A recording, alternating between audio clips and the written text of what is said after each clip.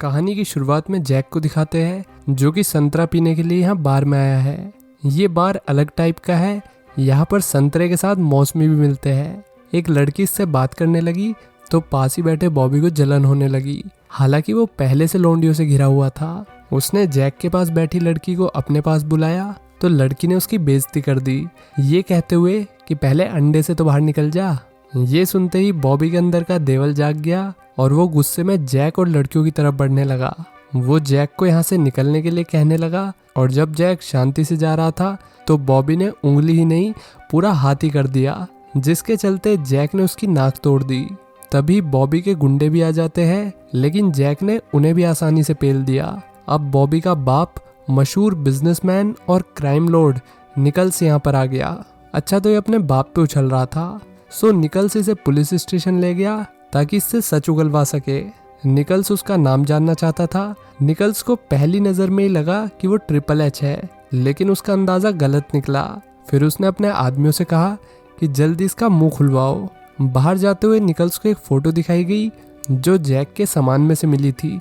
इधर निकल्स के बंदे जैक को सांस रोकने की प्रैक्टिस करा रहे थे। वो तो इंस्पेक्टर किम सही वक्त पर आ गई, वरना जैक को सीपीआर देना पड़ता। इसके बाद किम उससे माफ़ी मांगती है और उसे भेजने लगती है, लेकिन जैक को लगा कि किम भी निकल्स से मिली हुई है, इसलिए उसने किम की गन छीनकर उसे गन पॉइंट पर ले लिया और उससे कहा कि वो उसे चोट नहीं पहुंचाएगा अगर वो उसकी बात मानेगी तो। इसके बाद जैक पुलिस की कार लेके यहाँ से निकल गया। फिर निकल का घर दिखाते हैं जहाँ निकल, उसकी बहन मैगी और निकल का बिगड़ा हुआ बेटा बॉबी रहता है। तो निकल जानना चाहता है कि ट्रिपल एच जैसे दिखने वाले आदमी ने बॉबी पर अटैक क्यों किया, लेकिन बॉबी को इस बारे में कोई आइडिया नहीं। फिर निकल ने बॉबी को वो फोटो दिखाई जो उन्हें जैक के सामान में मिली थी। इधर जैक ड्राइव करता हुआ थक गया तो सुस्ताने के लिए कार से बाहर निकल गया। तभी उसने डिग्गी खोल के देखी तो जैक को मिला जैकपॉट। यहाँ तो एक बड़ी गन रखी हुई थी। दरअसल जैक यहाँ अपनी बेटी को ढूंढने आया है और वो फोटो वाली लड़की और कोई नहीं बल्कि जैक की बेटी ही है, जिसके लापता होने में ज़रूर बॉबी का हाथ है। दूसरी तरफ निकल्स और उसकी बहन मैगी एक बिजनेस मीटिंग के लिए मेयर से मिलने आए थे। वे बहुत बड़ी ज़मीन खरीद रहे थे और मेयर इस डील को काफ़ी कम प्राइस में लेकर आया था। मतलब ये डील निकल के लिए बहुत ज़रूरी है और वो किसी भी हालत में इस डील को हाथ से नहीं जाने देगा। घर पे दोनों भाई बहन इसी डील की बात कर रहे थे और फिर मैगी निकल्स के लिए मैगी बनाने चली गई। तभी जैक यहाँ पे आ गया, वो भी आउट ऑफ नोवेयर, और उसने निकल्स को गन पॉइंट पे भी ले लिया। उसने बताया कि वो यहाँ बॉबी के लिए आया है, नाम लिया और बॉबी हाजिर। जैक ने अपनी बेटी मलीसा के बारे में पूछा, लेकिन बॉबी ने कुछ नहीं बताया। फिर जैक ने निकल्स को मारने की धमकी दी तो बॉबी ने बताया कि वो मलीसा को जानता था। एक रात वे दोनों साथ में पार्टी कर रहे थे। फिर वो मलीसा को रूम में ले गया और दोनों ड्रग्स लेने लगे। मलीसा ने ज़्यादा माल खींच लिया और ओवरडोज के चलते वो बेहोश हो गई। इतना सुनते ही जैक ने बॉबी को शूट कर दिया और उसी वक्त मैगी ने जैक को शूट कर दिया। बॉबी अब अपनी आखिरी सांसें ले रहा था और फिर अचानक टै बोल गया। गुस्से में निकल ने अपने आदमी को ऑर्डर दिया कि जैक को उसके पास जिंदा या मुर्दा लेके आओ। वे लोग लगातार जैक पर हमला करते रहे। निकल की ये छोटी सी आर्मी जिसे विक्टर लीड कर रहा था पूरे जंगल में शिकारी भेड़ियों की तरह घूम रहे थे। एक भेड़िया आदमी जैक के नज़दीक आ गया और जैक ने उसे मौका मिलते ही मार गिराया। इधर पुलिस स्टेशन में बार्लेट नाम के पुलिस वाले को कैप्टन विक्टर का कॉल आया। जंगल में भेड़िए आदमी कम पड़ रहे थे तो उसने बार्लेट को बुला लिया। बार्लेट तेजी में वहां पहुंचा। तभी उन्हें गोली चलने की आवाज़ आई और जब वे आवाज़ की तरफ भागे तो उन्हें वहां विक्टर का एक आदमी मिला जो कि मरा पड़ा था। ये देखते ही बार्लेट की हालत ख़राब हो गई और वो यहाँ से भागने लगा। तभी विक्टर को उसके आदमियों से पता चला कि जैक उनके हाथ से निकल गया, जिसके चलते विक्टर को अब ड्रोन बुलाने पड़ेंगे। दूसरी तरफ जैक ने भागते हुए बार्लेट को पकड़ लिया।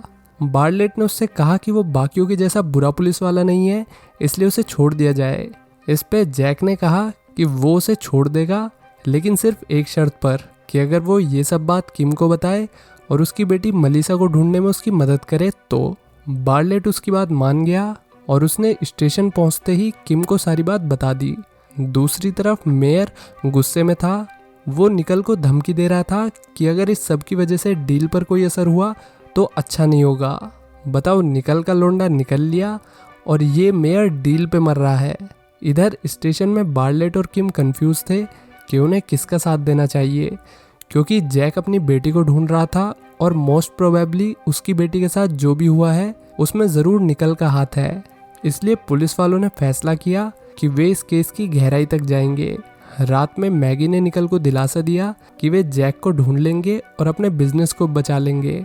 उसी वक्त जैक को दिखाते हैं जो कि एक शेड में छुपा हुआ है। उसे याद आया कि कैसे उसके सीनियर ने उसे सलाह दी थी कि अपनी ये ब्लैक कमांडो की नौकरी से छुट्टी लेके मलीसा के साथ वक्त बिताए। उसी वक्त मलीसा ड्रग्स से एडिक्टेड थी। जैक ने उसकी मदद करने के लिए उसे अपने एक पुराने साथी से मिलाया जो कि खुद ड्रग्स के एडिक्शन को झेल चुका था और फॉर्चुनेटली उससे बाहर भी निकला।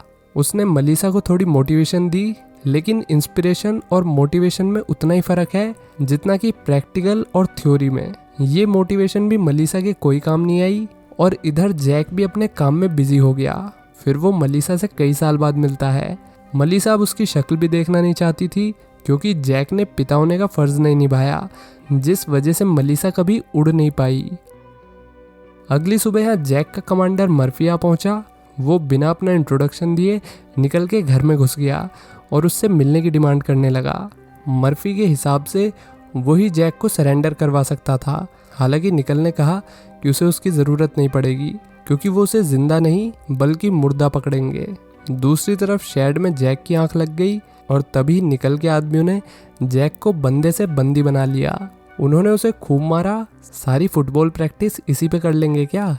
लेकिन ऐसा ज़्यादा देर नहीं चला क्योंकि time to play the game और जैक ने गेम खेलते हुए गन उठाई और बहुत ही फुर्ती में सारे बॉडी बिल्डरों को डेड बॉडी में तब्दील कर दिया। फिर उसने विक्टर को भी गन पॉइंट पे ले लिया और उससे अपनी बेटी के बारे में पूछने लगा। विक्टर ने उसे बताया कि जब वो पार्टी में पहुंचा था तो बॉबी उसके साथ लूडो खेल रहा था, जिसके चलते विक्टर ने सभी को घर जाने के लिए कहा ताकि विक्टर भी कुछ एंजॉय कर सके। लेकिन तब तक तो मलीसा मर चुकी थी। ये सुनते ही जैक ने विक्टर को मार डाला और फिर सबसे ऊंचे स्वर में रियाज करने लगा। इधर पुलिस स्टेशन में मर्फी भी किम के साथ इस केस पर काम करने लगा। मैप को देखते हुए उन्होंने आइडिया लगाया कि जैक यहाँ से भागने की कोशिश नहीं कर रहा बल्कि वो तो निकल को मारना चाहता है। तभी रेडियो पर जैक की आवाज़ आई। मर्फी ने उसे सरेंडर करने के लिए कहा तो जैक ने साफ मना कर दिया।